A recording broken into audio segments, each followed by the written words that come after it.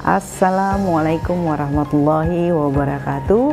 Ketemu lagi dengan Rangemark, kantor konsultan haki terdaftar resmi di DJKI. Kami memiliki kantor pusat di kota Jakarta Selatan dan memiliki kantor cabang di kota Padang. Rangemark. Baik pelaku usaha ya yang setia terus mendengar, mengikuti ya YouTube Rangemark ya. Nah, kali ini kita akan membahas pertanyaan yang masuk ke YouTube channel Rangemark. Nah, bagi yang belum mengikuti silahkan diikuti ya, di like, di subscribe dan di share jika ini bermanfaat. Kita bacakan pertanyaannya ya dari akun @LD_Yordi9196 ya. Pertanyaannya, izin tanya Bu, kalau pendaftaran haki melalui surat rekomendasi UMKM ditolak DJKI, apakah uang yang kita bayarkan 500.000 akan kembali?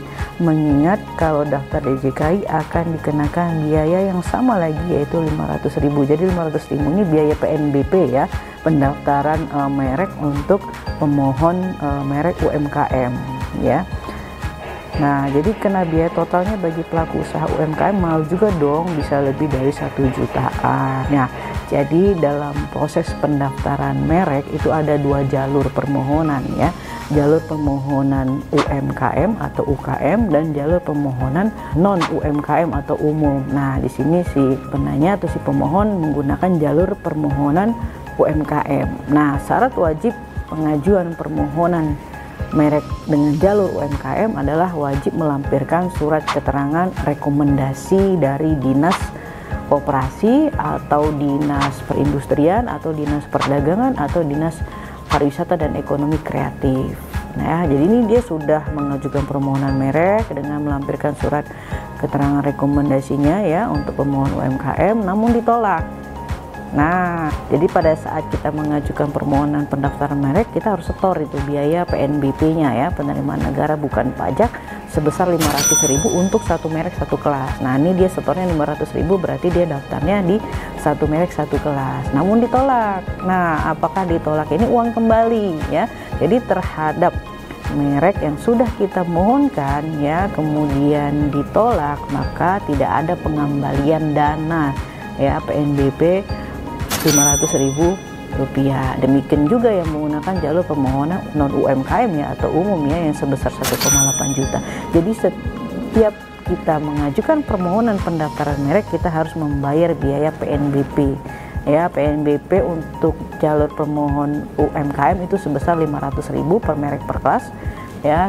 Sedangkan untuk yang umum atau yang non UMKM itu sebesar 1,8 juta per merek per kelas. Jika kita sudah daftarkan kemudian diproses dan apabila ditolak oleh DJKI, maka uang PNBP yang kita sudah setorkan ke negara tidak akan kembali ya. Jadi tidak ada pengembalian dana ya. Jadi kalau misalnya mau daftar lagi, bayar lagi dong. Iya, daftar lagi, bayar lagi biaya PNBP-nya ya.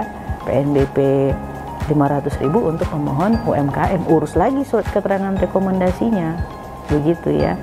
Nah, jadi tidak ada pengembalian dana PNBP yang sudah dibayarkan jika permohonan merek kita ditolak ya, baik itu pemohon UMKM ya yang PNBP-nya 500.000 per merek per kelas, maupun pemohon jalur umum atau non UMKM yang biaya PNBP-nya 1,8 juta ya per merek per kelas. Nah, oleh karenanya supaya dia tidak ditolak ya, lakukan pengecekan dan analisa merek terlebih dahulu.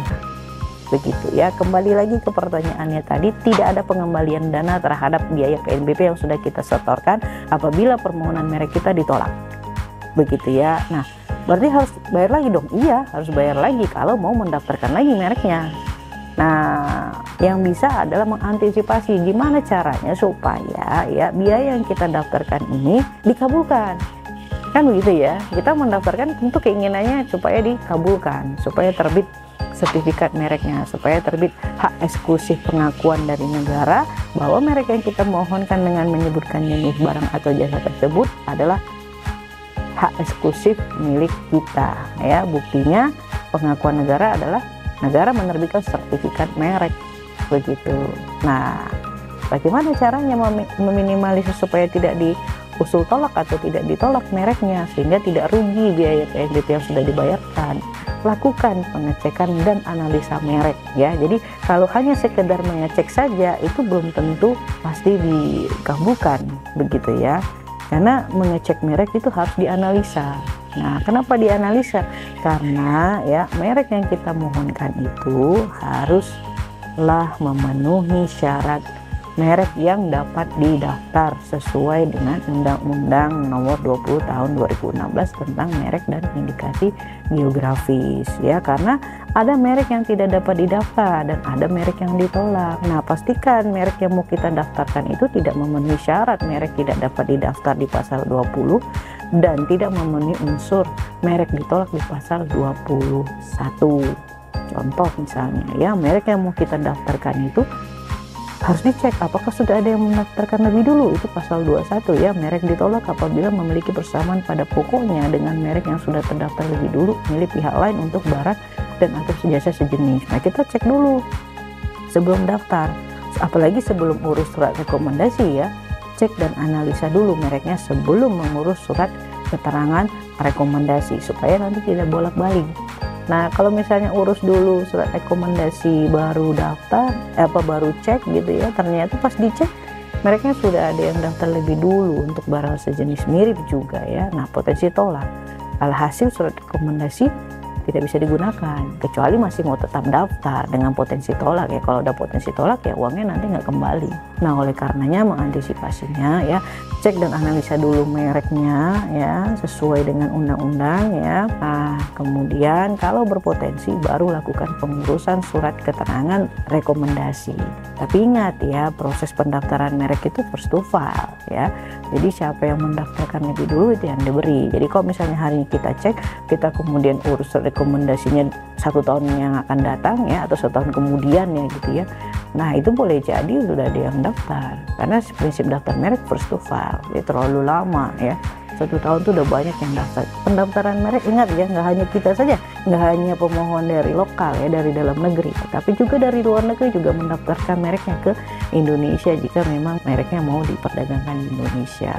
Nah, ya pentingnya melakukan cek dan analisa merek sebelum didaftar sehingga tidak mengalami kerugian begitu ya.